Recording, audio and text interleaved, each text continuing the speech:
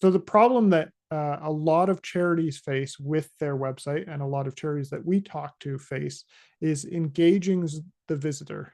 They find it fairly easy to get lots of clicks and lots of traffic to the website, but not as easy to engage them or drive them to fill in a form or donate or engage in some of their events.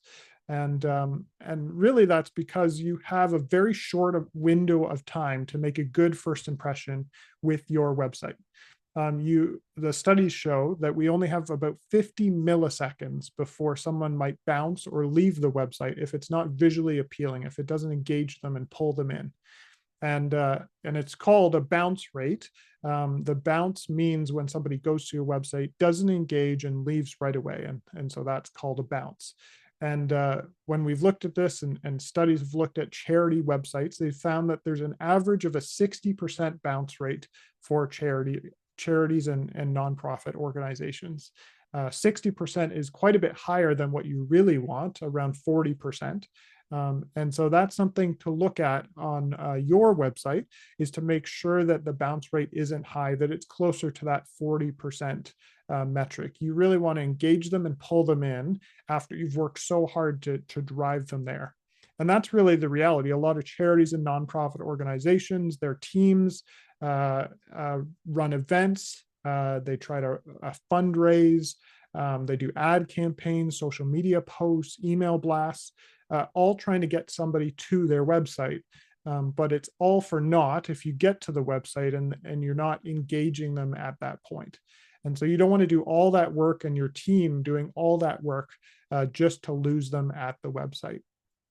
And we know that charities and nonprofit organizations really struggle because they have limited resources. Their team members are juggling tons of different tasks. They have limited budgets. They have limited experience in some areas. And so we want to come alongside and help as much as we can. One of the ways is just through these free webinars and videos, just to give some help and guidance there. But another way is just filling that gap. And at the end of this webinar, there will be just a form that you can fill in to get a website audit. And we will go and look at your website and give you an idea of where you could improve. And that's another way that we can just help out you to focus in on the right spots on your website. And so that's the real problem. The problem is that you have 50 milliseconds to make a good first impression and draw them in and to drive action from there. And so we would like to suggest this plan to really engage people on your organization's website. It's a really simple 3-step thing, just to make sure that you're differentiating, you're different than all the other charitable organizations out there, you're attracting the right people to the website, and then you're directing them in the right direction. And so in these 3 areas, we want to focus on in differentiating, clarifying your messaging. We talk about this a lot. We talked about it with social media too. It's really important to know your message, to tell your message clearly. And so that's the first thing. The second thing is attracting by just simplifying the user experience on your website. And we'll have some tips there, but also some case studies in how to do this really well. And then finally, driving that action. And that might be donating or signing up or joining your email newsletter list. You want to make sure that all these things are being directed in the right direction, that you're constantly asking for that information, and you're doing it in a strategic way to drive them to act. So we'll look at these 3 things for your charitable organization. So the first thing is differentiating, and doing this by clarifying your message. And this is one of the most important things you can do on your charity's website, really to engage the user and to set yourself apart, because we know that often there's lots of competition, even in charitable space. There's a lot of places that people could donate or give their time or energy. And so we want to make sure that we're differentiating and clearly defining why someone would support your charitable organization. And so there's 2 things that I want to focus on here in differentiating by clarifying your message. And the first one is defining your why. And the second is crafting your story. And these two things are really important on your website to engage and pull people in. The first one, differentiating by defining your why. A book I love called Find Your Why by Simon Sinek. I always recommend this to executive directors and others running charitable organizations. The author of Find Your Why, Simon, says people don't buy what you do, they buy why you do it. And I'm going to pull off a Michael Scott from The Office and take credit for someone else's quote here. And I'm just going to alter it just to clarify it for charitable organizations. And you can see me taking credit for Simon's quote there. But it says, people don't support what you do, they support why you do it. And I think this is a really, really important thing to get our heads around, is that people aren't supporting what you do, they support why you do it. And this why is really your purpose, your cause or belief that drives you in your organization. It inspires clear action, volunteering, donating, attending. When your why lines up with your supporters' why or your visitors' why, that's when you have real action coming across. And often with charitable organizations, what I find is their why, which really is their mission and vision encapsulated into the why. It's hidden, and it's maybe a couple levels deep in the menu, and you have to really search to find it. And the why really should be discernible right off the bat. It should be discernible above the fold in the first frame of your website, in those first 50 milliseconds, really to draw people in and understand not necessarily just what you do, but why you do it. And answering that question is really, really important for the visitor to engage them. A great example of this is a charity, which you've probably heard of, called Charity Water. And Charity Water was founded in 2006 by a guy named Scott Harrison. And Scott was a former New York City nightclub promoter. And his life was totally transformed when he volunteered as a photographer with a medical charity in Liberia. And what he witnessed there, of course, was extreme poverty and the devastating effects of just dirty water. And so he devoted his life not to a nightclub promoter, but instead to solving the global water crisis.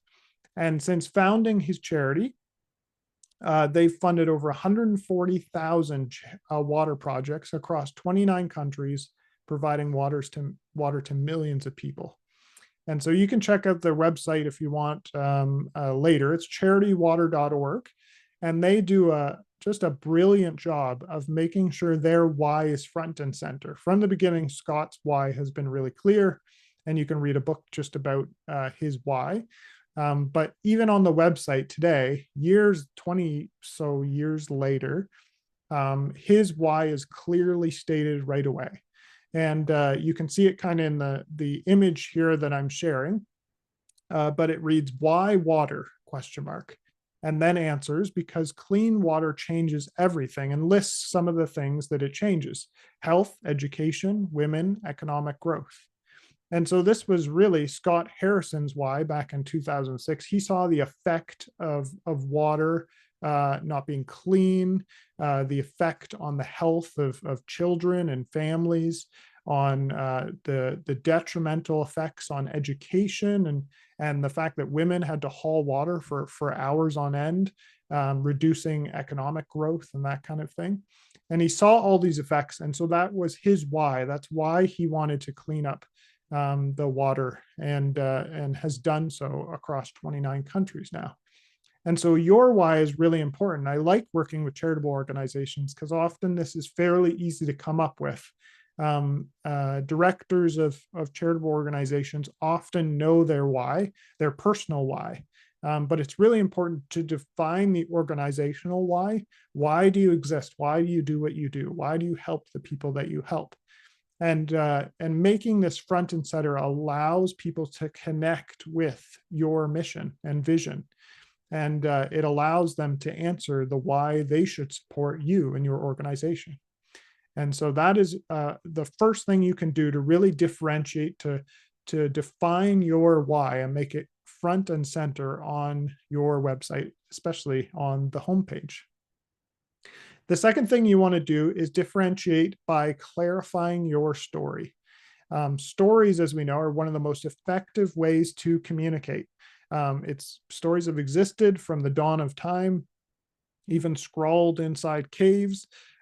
We've enjoyed stories from birth, and we know this because companies like Disney have made millions by engaging children in powerful stories. And even now, as adults, we engage and we listen to stories. They're really effective in drawing people in and having them learn more. And charities need to do this. They need to tell a clear and concise story. And Donald Miller, he's the author of Building a Story Brand, which again is a great book you should read as well. He says that story is the most powerful tool to compel a human brain. The human brain is drawn towards clarity and away from confusion. And so a story is really powerful and really important to tell on your website. The key story, the underlying foundational story of your organization.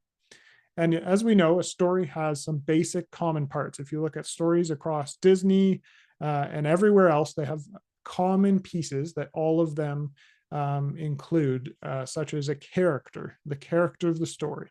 The character usually runs into a problem, and so there's a problem. Often, when solving that problem or starting to, they find a guide. And so the guide is there to help them solve that, and they come up with a plan, and then there's either success or failure.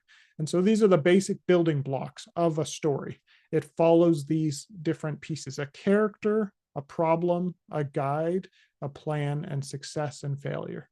And so for your charity, your organization, your story should have these parts, these really important parts in the story. You should know your character. Who do you help? Who are your beneficiaries? You should know your characters that you're helping.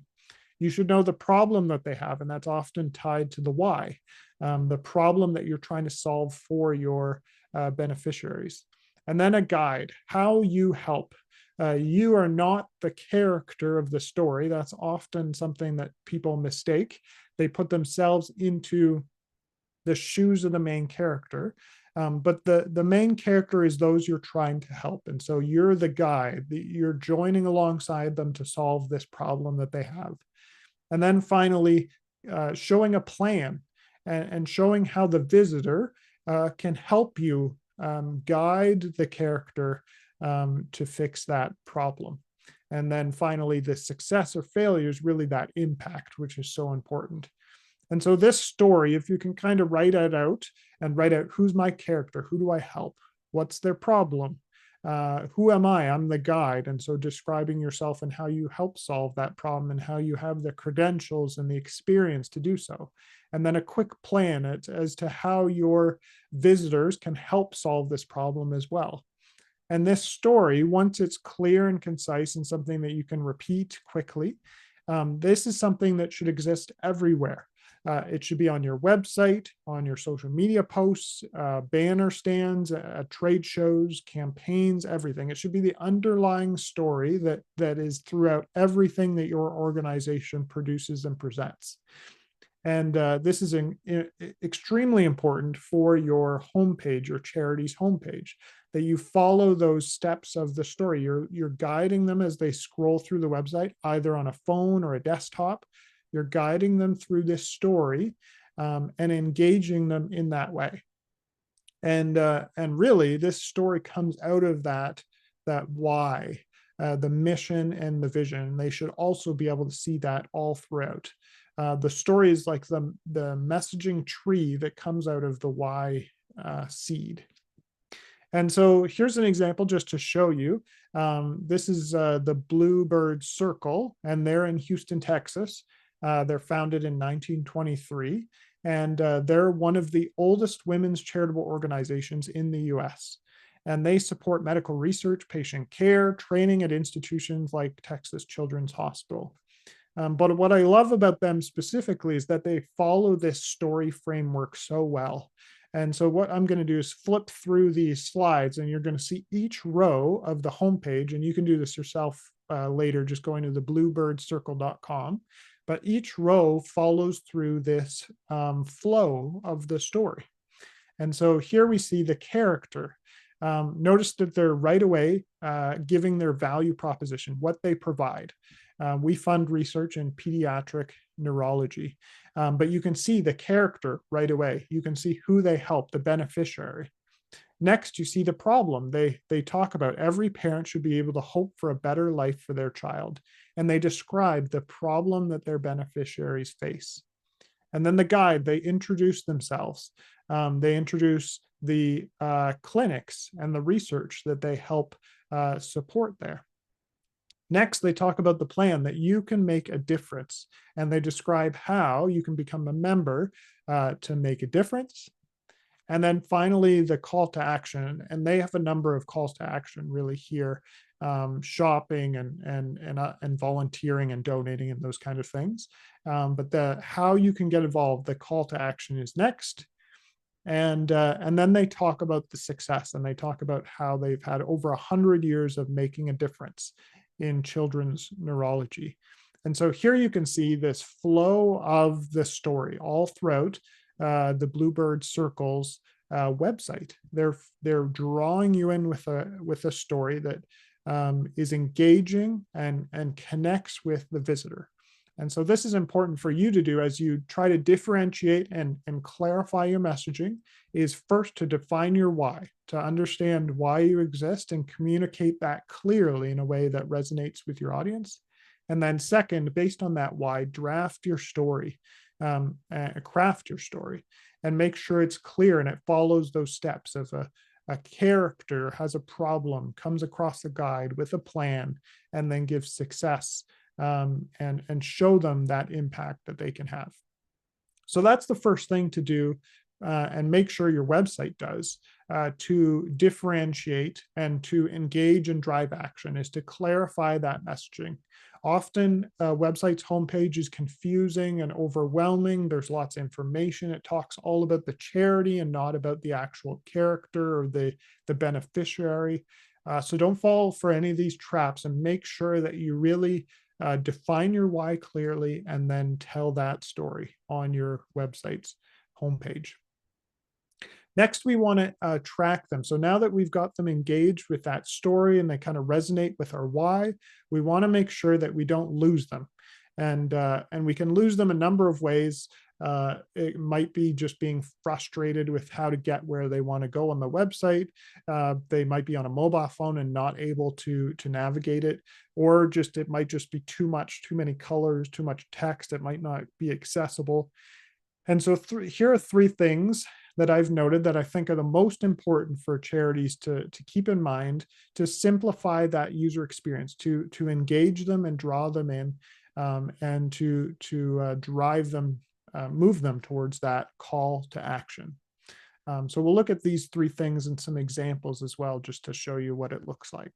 So the first thing is just organizing your navigation. And this is one of the biggest things that we run into around like intuitive user experience on a website. Often charitable organizations will have way too many menu items up in their menu, and it comes from a good place because they want to mention all the things they're doing and what's going on. But unfortunately, it just creates confusion and reduces the navigating through the website and the ease of use. And so what we want to do is prioritize 4 to 6 items that are most important and put them at the top beside your logo. Make sure they're front and center.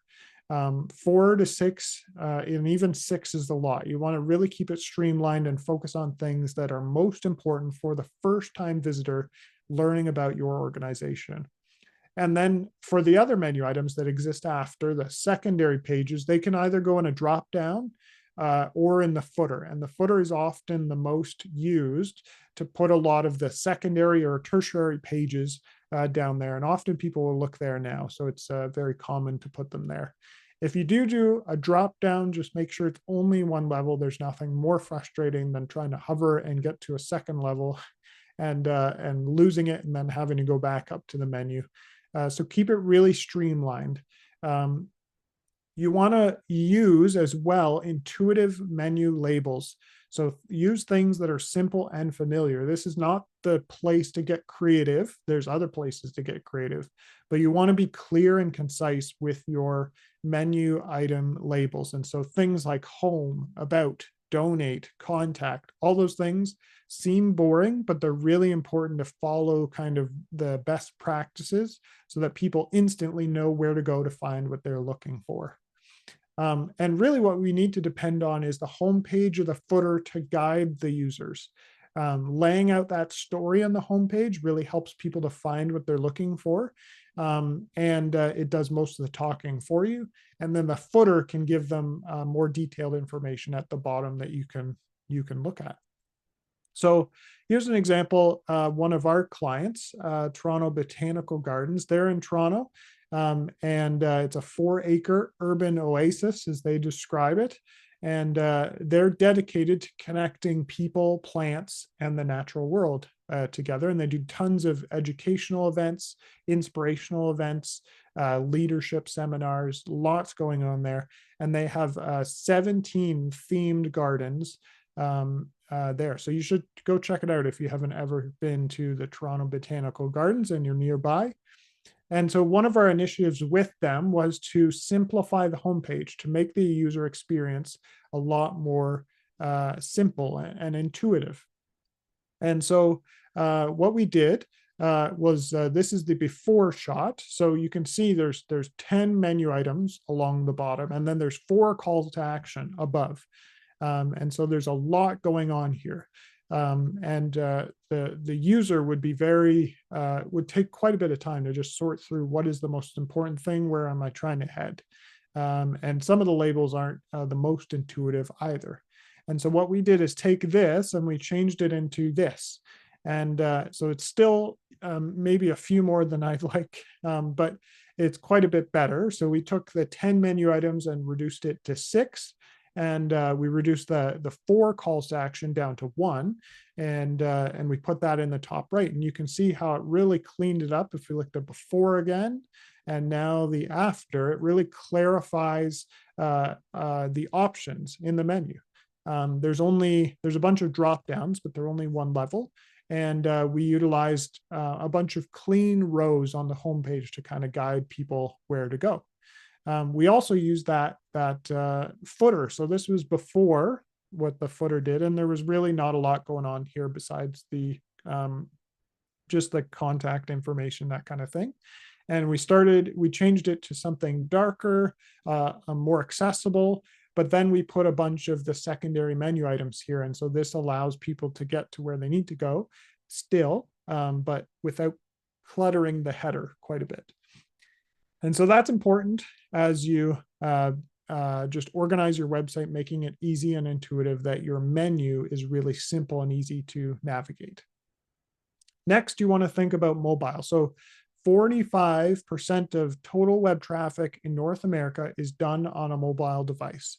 And even more impactful than that is that Google has publicly communicated, they don't always do this, but they publicly communicated that mobile friendliness is a key ranking factor on their search engine results page.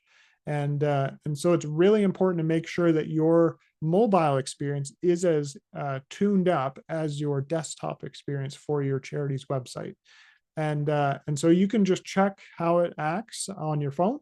Or there's other tools like Google Search Console, or a tool called Lighthouse within the Inspect of Google Chrome. And all these things check to see if your website is mobile friendly. Really, it's as simple as going on your phone and navigating and making sure that you don't have to zoom in and out to see actual text or imagery. You want to use this hamburger menu item, the 3 lines usually, to open the mobile menu instead of having like a menu all scrunched up or drop downs. And then just making sure that things are clickable and easy to click. Sometimes users that have bigger fingers can't necessarily click on things accurately, and there's nothing more frustrating. And so making sure, especially those call to action buttons, are really clickable, easy to find, and that kind of thing. Of course, it's also important to make sure that the load times on mobile devices are quick as well. And so that's the second thing that's most important for charitable organizations, because almost half of your traffic is going to be mobile. Some have even more. It's really important that your website is intuitive and easy to use on mobile. But then finally, simplicity is key, and that's really important in an intuitive design. Is simplifying that layout, making sure that you're engaging people with simplicity. Steve Jobs has this quote, known for his minimalist thinking. He says, "Simple can be harder than complex. You have to work hard to get your thinking clean to make it simple, but it's worth it in the end, because once you get there, you can move mountains." And that's really true, that as you water down or make your text and your imagery and your messaging more and more efficient, get down to the bare bones, it's more and more powerful as you do that. And so that's important as well in your user experience, to making it as simple as possible. And to do this, you want to make sure that you stick to 2 to 3 primary colors. Don't go much further than that. Try to keep it really simple and clean in that way.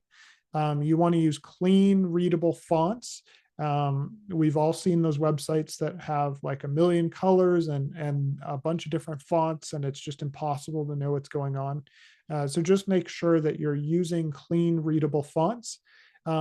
As well, keeping it high contrast is really important to be accessible. There's lots of people that can't see as well as some of us. And so making sure that you have white on black or black on white on the text is really, really important. Dark light versus light dark. And then finally, using concise language to be scannable is important. I know that we have lots to say for sure about our organization, but just making sure it's organized really well into clear bullet points. And in like we do in that story where you have those key pieces, but we're not writing essays in each row, is really important so that you can scan through it quickly. One of my favorite examples is always Apple, as we look at Steve Jobs. And right after Apple launched their iPhone, their website was really, really simple. I wanted to compare it with Microsoft in the same year. So here you can see Microsoft's website, a ton of links throughout it, lots of imagery, lots of logos, lots going on, and it's quite cluttered.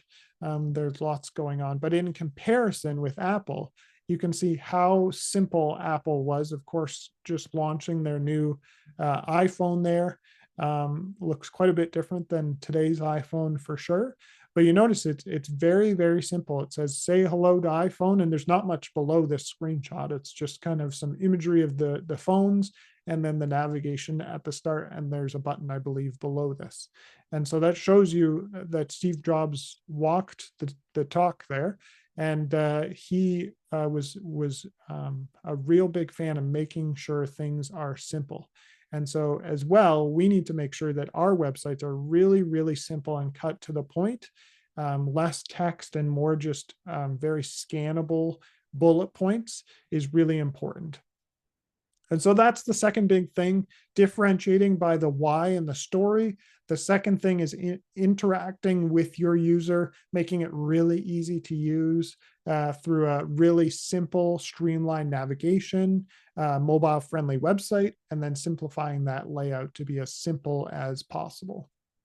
But then finally, the call to action is the most important piece of this, and another big area where a lot of organizations kind of fall off the path. And the call to action, or the asking for something, is really, really important. And it's important that we do it in a way that is strategic, because if you do it in a way that's too aggressive, you'll lose them. And if you don't mention it at all, you won't get what you want. And so it's important to do that ask in the right way strategically. So there's 3 ways, or 3 specific things that I think are important just to note when we think about a call to action, that driving action. And we'll look at each one. as we go along here. So the first one, driving action by incorporating those social proofs. Social proofs are really, really important, especially for those who are looking to donate, because they show that impact that you've had due to previous support from other supporters. And that could look like stories or testimonials or some videos or maps of areas in the world that you've impacted from recent projects. But social proofs are one of the most important things to show that impact. And it's really important to connect to those with your calls to action as much as possible. Um, and to do this, you want to, of course, be as transparent as possible. Impact with transparency is the most important thing. So show the world that you have made real impact in the world with your previous projects, and make sure that that's really closely related to your call to action as much as possible. You also want to make sure that you're repeating your calls to action as much as possible to drive that action. And often people are kind of worried about oversaturating with the calls to action, those buttons that say donate or give or sign up or register. But people are forgetful people. And so it's really important to just repeat it as much as possible throughout the website. There's key places, of course, where you want to make sure your call to action is clearly stated. So in the top right is a hot spot for a call to action. So you saw that with the Toronto Botanical Gardens. We had a donate button in the top right, or Charity Water has a give button in the top right. So you want to make sure your key call to action is always in the top right. But also in the middle of the banner or the hero image, right in the middle of that first page load, it's important to have it there. And then usually we tell people to repeat that call to action and kind of every other row on the home page and every page at the bottom. And that way you always have a connection to that call to action. There's no kind of cliff endings to pages, and there's always a next step. So make sure that it's repeated as often as possible. We also usually use a primary color to highlight that call to action to make it really obvious so that your eye is drawn there. So using a color in the logo is really important, something brighter, kind of offsetting from the text. But highlighting that call to action is really, really key to making it stand out. And then we also talk about pairing soft and hard calls to action together. So a soft call to action might be something like join our email newsletter or register or something like that, that is a lower risk and lower barrier to entry, as opposed to a harder call to action that would be something like donate or contact us, something that's interacting with your organization at a higher level. And so pairing these two things together, like two buttons next to each other, offset with a little difference in color, really helps and increases the results based on studies around user experience. And so that's something to do as well, as every time you repeat those calls to action, have a soft one and a hard one. Sign up for our newsletter and contact us, and put that throughout your website as well, just to make sure that there's an option depending on how engaged they are with your organization. And then finally, streamlining that process. This is a key as well, is just go through the action, whether it's like a donation process or a signing up for an event or any of those things. Go through that process and test it and make sure there's no distractions. You'll find with some websites, they actually remove like the menu and the footer and all the other links, and they're trying to get you to go all the way through the process. So do that as well. Use quick, low barrier forms to take that action. Reduce the fields as much as you can, reduce the pages, reduce the buttons and the clicks. Try to make it as simple as possible for that person to complete the action. Especially with donation forms, make sure that they're really easy, that you get only the information you need. You can always get it later by following up, but make it really, really easy to use. and remove all those distractions, all the noise, links, text, imagery, everything, and just focus in on the action. Here's an example, one of our own clients, the Compass Refugee Center, and they assist, accompany, and advocate for refugee claimants in Canada. And they've supported over 12,000 individuals from over 80 countries. And they use a really clean donation management system. And you can see how I've clicked donate here, but it kind of grays out everything else. It reduces the noise. The form is really simple. It looks attainable. There's not a lot going on where you choose the amount and you click next. And so it's really important to reduce all that noise and make sure you focus in on really what information you want to get. And so that's kind of the final step of making sure your website is compelling, is driving that action. Don't be afraid to ask multiple times, but make sure you incorporate those social proofs and streamline the process after they click so that they actually get to that final completion. So just quickly, just to review kind of failure versus success. And there is a lot at risk because you're spending so much time and energy to get people to that website, which really should be the center of your digital presence, because that's where you have your story, you have everything in context, you control the narrative. And so if you neglect your website, and I know that some organizations are just overwhelmed by this, and that's totally understandable, but you risk users leaving the website, not engaging, not acting. But if you invest in the website, you'll draw in that visitor, you'll engage them, and then they will act. And all that time and energy in sending them to there will be well worth it. So just some quick key takeaways here, making sure that you're defining your why and clarifying your story. This is something that's really, really important to pull people in, help them to engage and understand what you're about and who you are. Then simplifying the user experience so they know where to go next. Really simple, easy, intuitive navigation. And then driving action through clear, repeated calls, whether that's donate or sign up or register, or any of these calls to action, making sure they're repeated and clear.